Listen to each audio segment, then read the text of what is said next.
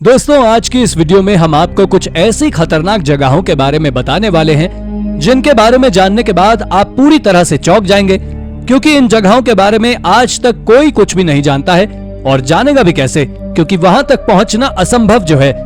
तो चलिए जानते हैं आखिर कौन सी है वो खतरनाक जगहें हमारी इस वीडियो के जरिए। Number 10, Javari valley. दोस्तों, जावारी वैली ब्राजीलियन जंगल के बीचों बीच मौजूद एक वैली है जहां पर कुछ ट्राइब्स रहती हैं और इस वैली को पूरी दुनिया का सबसे ज्यादा डेंसली पॉपुलेटेड एरिया माना जाता है। आपको बता दें कि यहाँ पर जो ट्राइब्स रहती हैं वो मॉडर्न दुनिया से पूरी तरह आइसोलेटेड होकर रहती हैं और इसी कारण से ये एरिया एक लॉलेस एरिया है जिसे स्मगलर्स, पोचर्स, कोकेन ट्रैफिकर्स और कुछ इलीगल लॉगर्स अपना हॉटस्पॉट बनाए हुए हैं। ये एरिया कुछ ज्यादा ही घने जंगल के बीचों बीच है, जिस कारण से यहाँ तक पहुंचना भी काफी कठिन है और अगर आप वहां तक पहुंचना चाहते हैं तो आपको नदी के जरिए होते हुए पेरू की बॉर्डर के किनारे किनारे जाना होगा। बहुत से लोग तो उन ट्राइब्स को अपने प्रॉफिट के लिए मारने में लगे हुए हैं, क्योंकि ये जगह नेचुरल रिसोर्सेज से भरपूर है। Number 9, the Somali piracy zones. Somali pirates आज के समय भी इंसानों के लिए खतरा बने हुए हैं। ये पायरेट्स उतने ज्यादा ही खतरनाक हैं जितना कि ये 17वीं सेंचुरी में हुआ करते थे। असल में साल 2010 में वेस्टर्न इंडियन ओशन में $7 बिलियन को लूट लिया गया था, जिसके बाद इंटरनेशनल मैरीटाइम ब्यूरो ने कुछ एरियाज को मार्क किया था जहां पिछले कुछ सालों से पायरेसी हो रही थी और सभी एरिया को मिलाकर ना जाने कितने सारे पायरेट्स अटैक्स हो चुके थे। लेकिन अगर इन सभी पायरेसी जोन्स को ध्यान से देखते हैं तो आपको पता लगेगा कि इसका सेंटर सोमालिया है। सोमालिया में साल 2009 में 406 अटैक, 2010 में 445 और 2013 में 264 अटैक्स हुए थे। हालांकि ये जगह फॉरबिडन नहीं है, लेकिन बहुत ज्यादा डेंजरस जरूर है। Number 8, heard island. ये हर्ड आइलैंड एक पूरी तरह आइसोलेटेड जगह है जहां कोई भी इंसान नहीं रहता है। असल में ये अंटार्कटिका का एक हिस्सा है। दूसरे शब्दों में कहें तो ये इंडियन ओशन में है, जो साउथ अफ्रीका और ऑस्ट्रेलिया के बीचों बीच मौजूद है।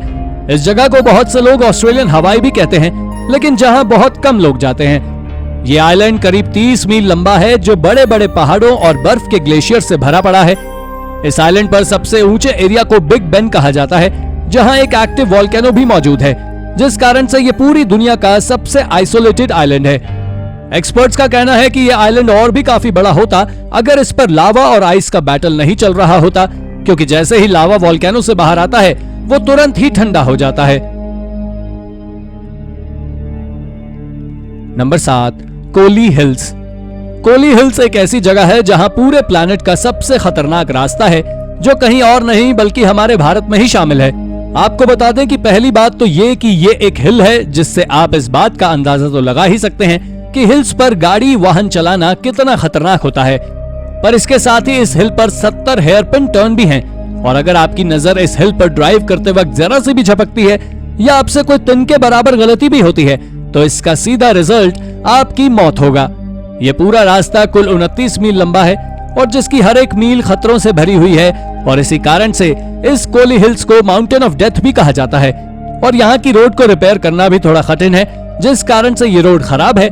साथ ही इस रोड पर से एक बार में एक ही वाहन निकल सकता है, लेकिन यहाँ से जो व्यू आता है वो शायद ही आपको दुनिया के किसी और कोने में देखने को मिले। Number 6, Cape Tribulation. Cape Tribulation एक जगह है जो ऑस्ट्रेलिया में मौजूद है और साल 2002 तक तो इस जगह पहुंचने के लिए कोई ऑफिशियल रास्ता भी नहीं था, पर साल 2002 में रास्ता बनने के बाद भी इस जगह तक पहुंचने का रास्ता बहुत ही खतरनाक और ट्रूशेरियस है।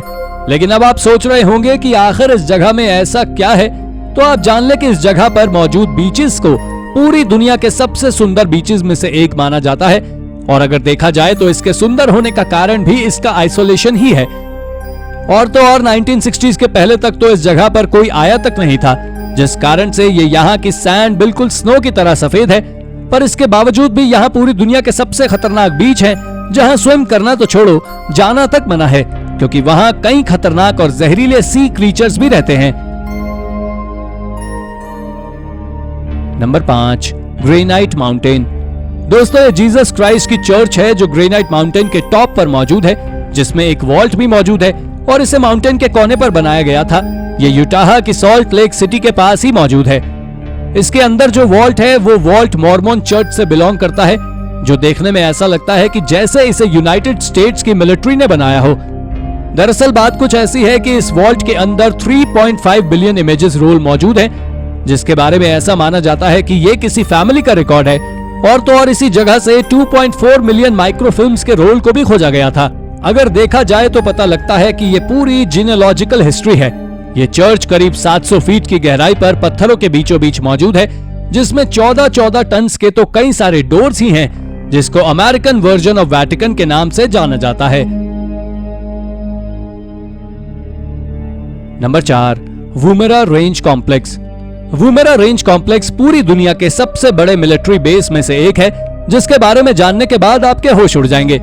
तो आप जान ले कि यह जगह ऑस्ट्रेलिया में मौजूद है, जो वाकई बहुत बड़ा एरिया है, और ये करीब 1,26,909 किलोमीटर स्क्वायर में फैला हुआ है। इसे साल 1947 में ब्रिटिश के ऑर्डर पर बनाया गया था, जिससे कि वो इस जगह पर एटॉमिक बॉम्ब का टेस्ट कर सकें। यह जगह आज के समय भी किसी नॉर्मल इंसान के लिए प्रोहिबिटेड है, जिसके बारे में बहुत कम लोग ही जानते हैं, और आज तक इसकी जरा सी भी डिटेल कहीं पर लीक नहीं हुई है।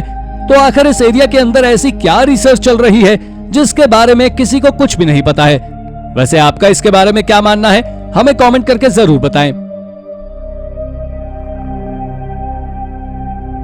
Number 3, dome of the rock. दोस्तों, डोम ऑफ द रॉक एक प्राचीन इस्लामिक श्राइन है, जिसे 691 एडी में बनाया गया था, जिस कारण से पूरी दुनिया की सबसे पुरानी इस्लामिक बिल्डिंग्स में से एक है। पर साथ ही ये आज के समय पूरे विश्व की सबसे फॉरबिडन प्लेस भी है। असल में ऐसा इसलिए है क्योंकि ये यरूशलेम में टेंपल माउंट के सबसे टॉप पर बनी हुई है। वैसे अगर देखा जाए तो यरूशलेम ज्यूइश, क्रिश्चियंस और मुस्लिम्स तीनों के कब्जे में रह चुका है। इस डोम के अंदर एक पत्थर है जिसके बारे में लोगों की अलग अलग राय है, और शुरुआती दिनों में श्राइन में केवल मुस्लिम्स के लिए एंट्री अलाउड थी, लेकिन उसके बाद इसे विजिटर्स के लिए भी खोल दिया गया।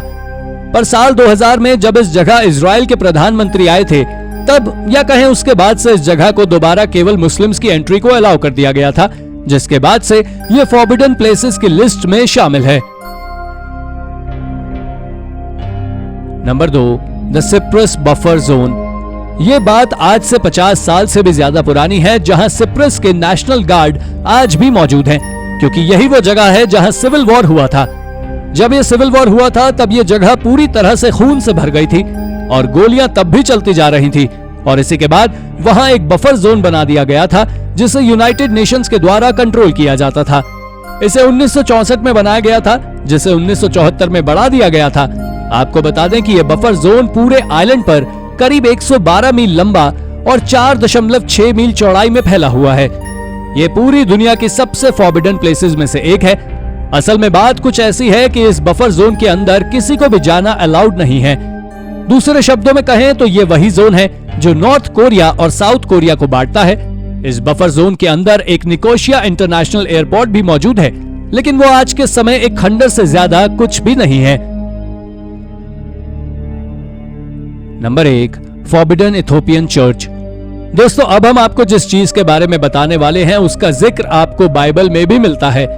बाइबल की माने तो उसमें बताया गया है कि एक समय पर एक मोजेस चैश टैबलेट था, जिस पर 10 कमांड्स लिखे हुए थे, और उसे एक लकड़ी से बने बॉक्स में रखा जाता था जो पूरी तरह गोल्ड से कवर्ड था, और इस आर्टिफैक्ट को आज के समय आर्क ऑफ द कोवेनेंट नाम से जाना जाता है।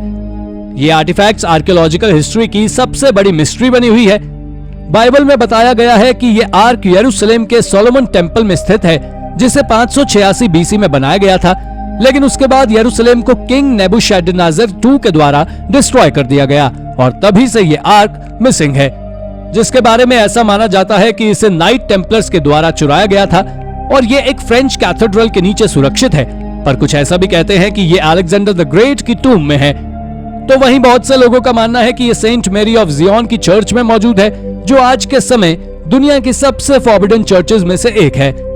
तो दोस्तों, ये थी हमारी आज की वीडियो। आपको हमारी वीडियो कैसी लगी हमें कमेंट करके जरूर बताएं, और हाँ, जाते जाते वीडियो को लाइक और चैनल को सब्सक्राइब करना बिल्कुल ना भूलें। धन्यवाद।